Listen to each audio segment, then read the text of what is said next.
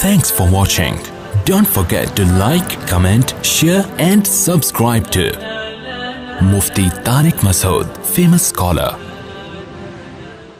یہ جو ہم یہ چاہتے ہیں نا میری ہر ٹینشن دور ہو لازمی، یہ بات ہی غلط ہے.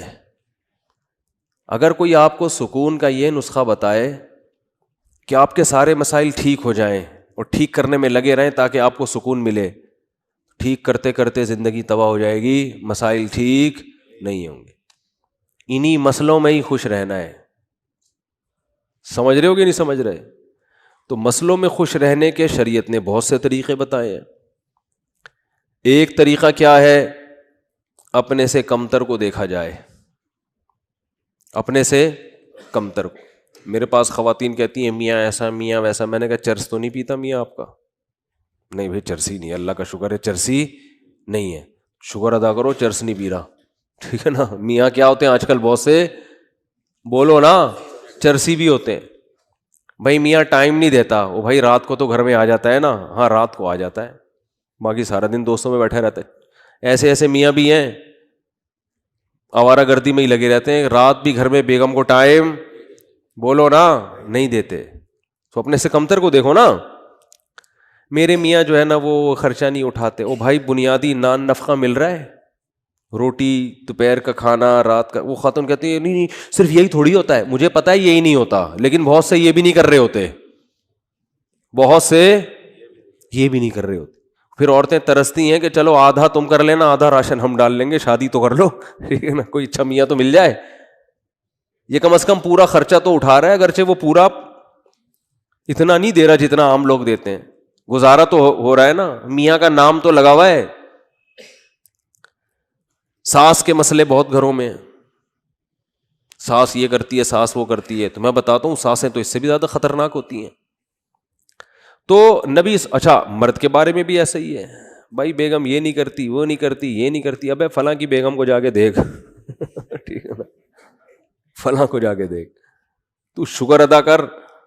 ایک صاحب نے، بڑے دیندار تھے، وہ کہہ رہے یار میری بیگم جو ہے نا وہ صحیح پردہ نہیں کرتی ہے، میری بیگم جو ہے یہ کرتی ہے وہ کرتی ہے، دیندار نہیں ہے. تو میں نے کہا یار نماز پڑھتی ہے؟ اس نے کہا. میں نے کہا موٹا موٹا پردہ کرتی ہے، ایسا تو نہیں بالکل ہی ماڈرن اور لڑکی بن کے اسکرٹ پہن کے جا رہی ہو؟ کہہ رہے نہیں نہیں ایسے. میں نے کہا شکر کرو بھائی، ایسے ایسے لوگ ہیں خود دیندار ہیں، حاجی نمازی، بیگم صاحبہ سلیو لیس کپڑے پہن کے بازاروں میں گھومتی ہیں. تو شکر ادا کرو، چلو واجبی پردہ تو ہے نا کم از کم، زیادہ کے چکر میں بس گزارا چلاؤ. کیونکہ مسائل ہے نا، بڑی مصیبت سے بچنے کے لیے چھوٹی مصیبت کو برداشت کرنا پڑتا ہے. علیحدگی کے بعد بڑی مصیبتیں ہیں، وہ زیادہ ٹینشن ہے وہ. کیونکہ یاد رکھو شیطان جو ہے نا یہ بہت بڑی فلم ہے. آپ کو بتا دوں میں، شیطان اتنی بڑی فلم ہے نا کہ میں نے دنیا میں شیطان سے بڑی فلم نہیں دیکھی. یہ پتہ ہے کیا کرتا ہے کم بخت؟ جب آپ ساتھ رہو گے نا تو ایک دوسرے کی نیگیٹو چیزیں لے کر آئے گا سامنے. جس دن آپ میں علیحدگی ہوئی، آپ ایک دوسرے کی پازیٹیو چیزیں یاد دلاتا ہے. پھر یہ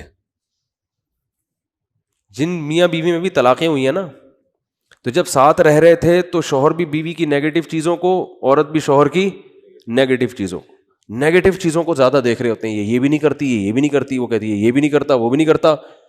جب طلاق ہوتی ہے نا شیطان، علیحدگی، پھر آدمی کہتا ہے یار اس میں تو یہ بھی کرتی تھی، یہ تو یہ بھی کرتی تھی، یہ تو یہ بھی. کہیں اور شادی ہو جائے گی نا، پھر آپ کہو گے یار پرانی والی کم از کم ایسی کمبخت تو نہیں تھی، اس میں اتنا تو شعور تھا یار. ٹھیک ہے تمیز سے بات نہیں کرتی تھی، لیکن یار اتنا تو تھا کہ اگر میں چائے کا بولتا تو چائے تو بنا کے دے دیتی تھی. یہ شیطان ہے. حالانکہ اب شریعت کہہ رہی ہے پرانی والی کو چھوڑو، اب نئی کی خوبیاں دیکھو.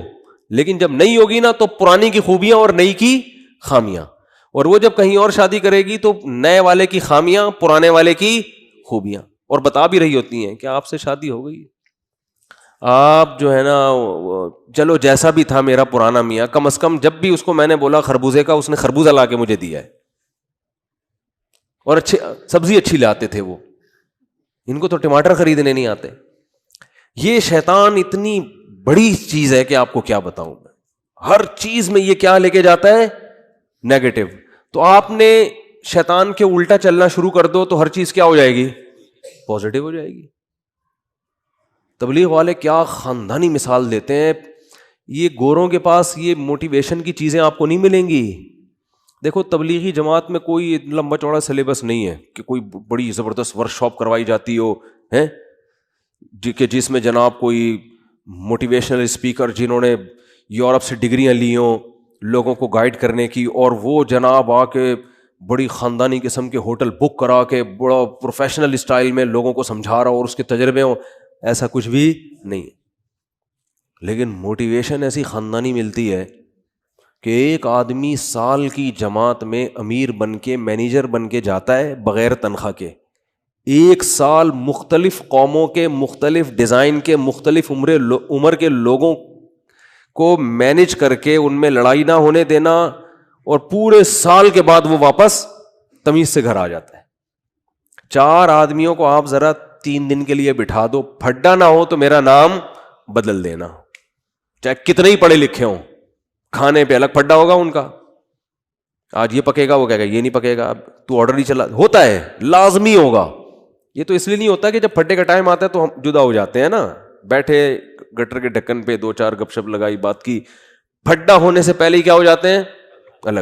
3-4 دن کسی کے ساتھ رہو, ایک ہدف ہو, تو آپ دیکھو چھوٹی چھوٹی باتوں پہ جھگڑے شروع ہو جائیں گے آپ کے, چھوٹی چھوٹی باتوں, کھانے پہ جھگڑے شروع ہو جائیں گے. بہت دیکھیں ہم نے, 1 سال کی جماعت ہوگی, پیدل جماعت ہوگی, گرمیاں ہوں گی, گاؤں دیہاتوں میں لاکھوں پتی. امریکہ سے آیا ہوا آدمی بلوچستان کے پسماندہ علاقے میں ٹوٹے پھوٹی مسجد میں قیام کیا ہوا ہوگا, اس نے لوٹے سے استنجا کر رہا ہوگا, وہ ٹیشو سے پھر بھی بہتر ہے, بہرحال لوٹے سے کیا کر رہا ہوگا, استنجا کر رہا ہوگا.